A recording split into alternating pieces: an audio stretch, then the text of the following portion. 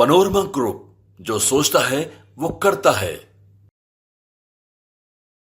नमस्कार, भारत लाइव देख रहे हैं आप। बिहार में नीतीश कुमार मंत्रिमंडल विस्तार को लेकर काफी ज्यादा चिंतित हैं, क्योंकि भारतीय जनता पार्टी के पास से लगातार मैसेज पे मैसेज, फोन पे फोन और उनके जो केंद्र की टीम है लगातार नीतीश कुमार के पास मैसेज पहुंचा रही है कि अब देर हो रहा है, मंत्रिमंडल का विस्तार कर लेना बेहद जरूरी हो, क्योंकि विधानसभा का सत्र भी शुरू हो रहा है।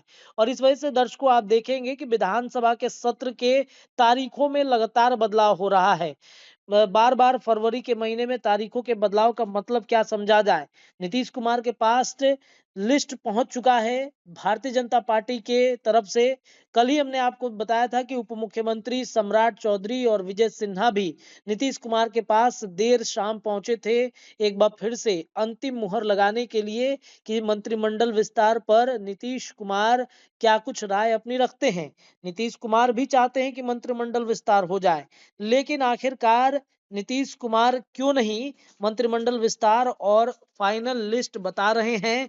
आपको बता दें कि मंत्रियों के नाम को लेकर काफी ज्यादा दांव पेच मचा हुआ है, क्योंकि 2019 की परिस्थितियों के अनुसार ही नीतीश कुमार चाहते हैं कि भाजपा के मंत्रियों की लिस्ट हम फाइनल करें।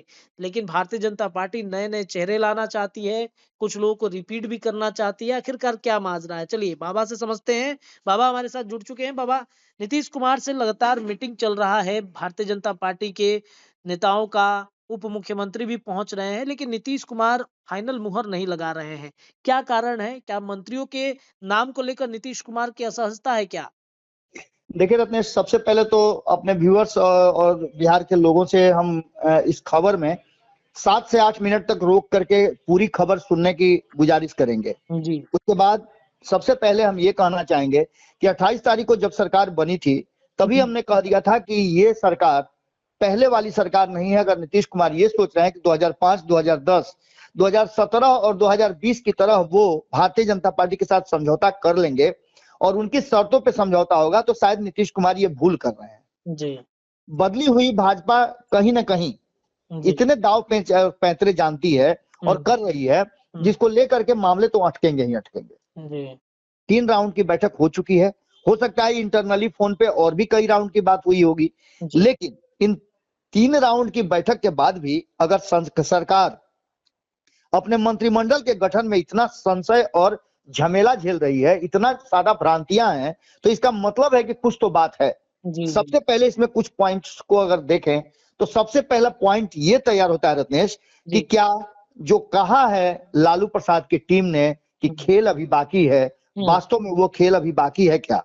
सबसे पहले तो यहां आकर के अटकता है। लेकिन इसके साथ साथ और कई पॉइंट्स है जहां आकर के कहीं ना कहीं ये सोचने के लिए हम सभी मजबूर हो जाते हैं कि आखिर भीतर में चल क्या रहा है। और ये बॉडी लैंग्वेज बहुत कुछ बताते हैं। हमने जब बात किया, कल ही आपने देखा कि हमारे रिपोर्टर्स ने बातचीत किया सम्राट चौधरी से, उन्होंने कहा कि हाँ हाँ सब हो जाएगा, समय आने दीजिए, समय पर हो जाएगा। नीतीश कुमार ने भी यही बात कही। और नीतीश कुमार को आप जानते हैं कि जब मीडिया में आते हैं तो इतना मीडिया फ्रेंडली हो जाते हैं, इतना सहज हो जाते हैं कि क्या उनके भीतर चल रहा है ये पता लगाना बड़ा मुश्किल हो जाता है। जी बिल्कुल। एक दिन पहले तक आपने सुना ही होगा कि लगातार जो चर्चा चल रही है कि नीतीश कुमार से मिलने जब गए थे दोनों पिता पुत्र, लालू प्रसाद और तेजस्वी यादव, तो उन्होंने कहा अरे तुम तो मेरे बच्चा हो, तुम्हारे साथ क्या हो सकता है, ये सब मीडिया वाला का उड़ाया हुआ हवा पानी है, कुछ नहीं होने वाला है। और उसके नेक्स्ट डे 2 दिन के बाद क्या होता है आप सभी जानते हैं। बिल्कुल। अब जो वर्तमान परिस्थिति बनी है उसमें 36 मंत्री, लगभग 40 से ज्यादा विभाग हैं। लेकिन जो हमारे पास सूत्रों से जानकारी जो मिली है उसके आधार पर रत्नेश अगर देखें हम, तो भारतीय जनता पार्टी बड़ी बौनी नजर आ रही है। हो सकता है कि मंत्रियों की संख्या 1-2 ज्यादा हो जाए। इन 36 मंत्रियों में अधिकतम 36 मंत्री बनाए जा सकते हैं, जिसमें 9 बन चुके हैं, तो इसका मतलब है कि 22 मंत्रियों की वैकेंसी और है। जी जी जी जी। तो ऐसी स्थिति में आप समझ सकते हैं कि जब 22 मंत्री होंगे तो इसमें से अब तक जो परिस्थिति रही है उसमें 50-50 का चांस है। अभी भी आप देख लीजिए कि 3 उधर और 2 अलग अलग जो जिन लोगों से समर्थन लेना है वो शामिल है।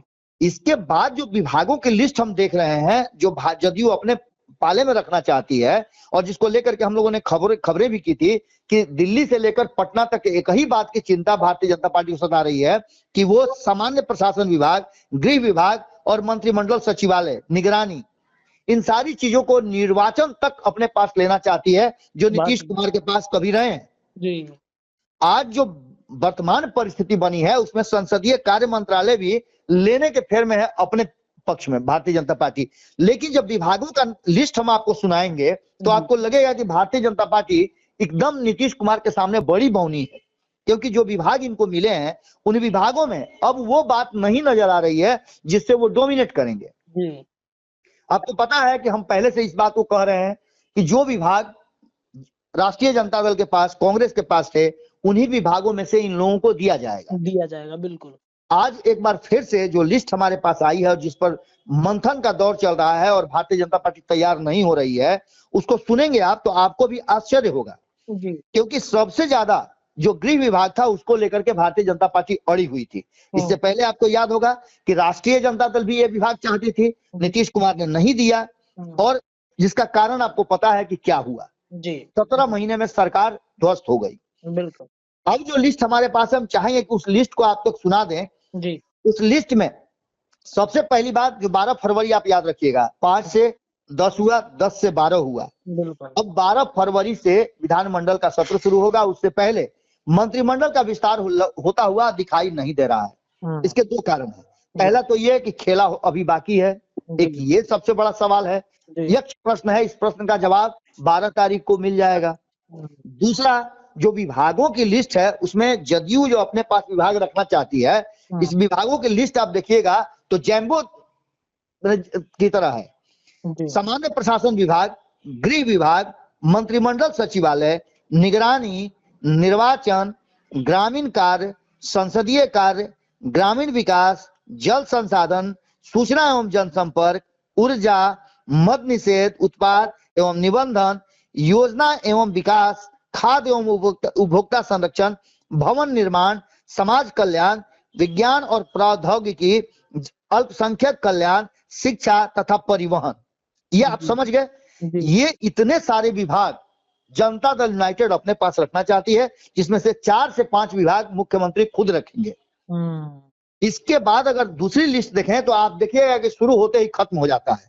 स्वास्थ्य, पथ, कला संस्कृति, खेल, कृषि, सहकारिता, उद्योग, गन्ना, लोक स्वास्थ्य अभियंत्रण, श्रम संसाधन, पर्यटन, खान, भूतत्व, राजस्व एवं भूमि सुधार तथा विधि।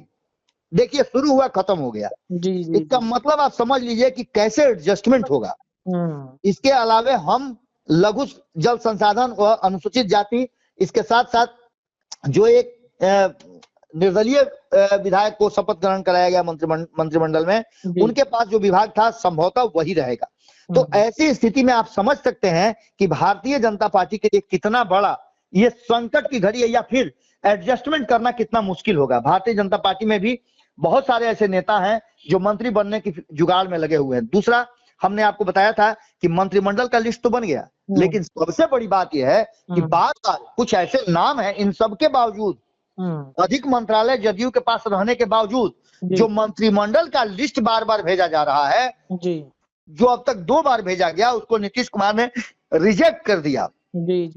आपको याद होगा आज से 28 तारीख को जब मंत्रिमंडल के गठन नहीं हुए और मात्र 8 लोगों को शपथ दिलाया गया, तभी हमने एक खबर किया था, आपको याद होगा अच्छी तरह से, कि हमने कहा था कि 2019 में नीतीश कुमार जब मंत्रिमंडल में अधिक मांग रहे थे केंद्र सरकार में, तो प्रधानमंत्री नरेंद्र मोदी ने कहा था कि ये मेरा विशेषाधिकार है।